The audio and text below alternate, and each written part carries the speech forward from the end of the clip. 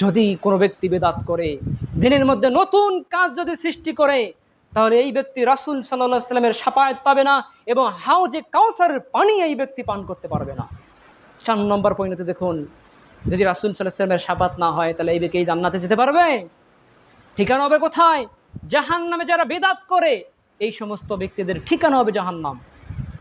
মিশকাতুল মাসাবির 141 নম্বর হাদিস, জাবির রাদিয়াল্লাহু থেকে বর্ণিত, ক্বালা রাসূলুল্লাহ সাল্লাল্লাহু আলাইহি ওয়াসাল্লাম আম্মা বা'দ, রাসূল সাল্লাল্লাহু আলাইহি ওয়াসাল্লাম হামদ ও সালাতের পর বলেন, ফাইন্না খায়রাল হাদিসি কিতাবুল্লাহ, নিশ্চয়ই শ্রেষ্ঠ বাণী হলো আল্লাহর কিতাব, ওয়া খায়রাল হাদি হাদিয়ু মুহাম্মদ সাল্লাল্লাহু আলাইহি ওয়াসাল্লাম, আর শ্রেষ্ঠ হেদায়েত হলো মুহাম্মাদের হেদায়েত, ওয়া শাররুল উমুরি মুহদাসাতুহা, আর নিকৃষ্টতম কাজ হলো দিনের মধ্যে নতুন সৃষ্টি, ওয়া কুল্লু বিদআতিন যালালা, আর প্রত্যেক নতুন সৃষ্টি হচ্ছে বিদআত।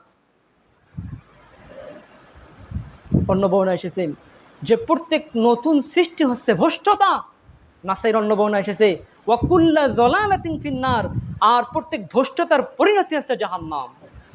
তাহলে সম্মানিত চিন্তা করুন, যারা বেদাত করবে এই সমস্ত ব্যক্তিদের আমল বরবাদ হয়ে যাবে। যারা বেদাত করবে এই সমস্ত ব্যক্তিদের তওবা কবুল হবে না। যারা বেদাত করবে এই সমস্ত ব্যক্তিরা রাসূল সাল্লাল্লাহু আলাইহি ওয়াসাল্লামের হাতে হাউজে কাউসারের পানি পান করতে পারবে না। যারা বেদাত করবে এই সমস্ত ব্যক্তিদের ঠিকানা হবে জাহান্নাম।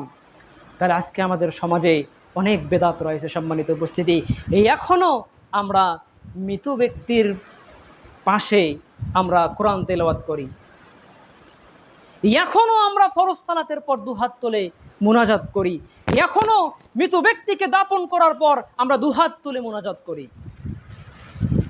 এখনও কবরে আমরা গোলাপ জল ছিটা ছাড়তে পারলাম না, এখনও একজন ব্যক্তি মারা গেলে 3 দিন কি 40 দিন কি 9 দিন কি আমরা ছাড়তে পারলাম না, এখনও আমরা জন্মবার্ষিকী মৃত্যুবার্ষিকী আমরা পালন করা ছাড়লাম না। অথচ এগুলো হচ্ছে বেদাত। এ ধরনের কর্মকাণ্ড যদি করেন আর তওবা ছাড়া যদি মারা যান, তাহলে জান্নাতে যেতে পারবেন না।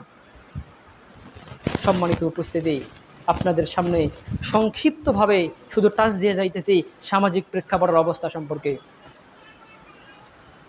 দেখতেছেন না, আজকে মৃত ব্যক্তির নামে বিভিন্ন ধরনের অনুষ্ঠান করা হচ্ছে। এইগুলোই বেদাত। সম্মানিত উপস্থিতি, সুতরাং আমাদেরকে যাবতীয় শিরকি কর্মকাণ্ড এবং বেদাতি কর্মকাণ্ড থেকে আমাদেরকে বেরিয়ে আসতে হবে। আল্লাহ রাব্বুল আলামিন আমাদেরকে তৌফিক দান করুন। সকলে আল্লাহুম্মা আমিন। আকুলু লিকাউলি হাযা আস্তাগফিরুল্লাহি ওয়া লাকুম ওয়া সাইরিল মুসলিমিন ফাস্তাগফিরুহু।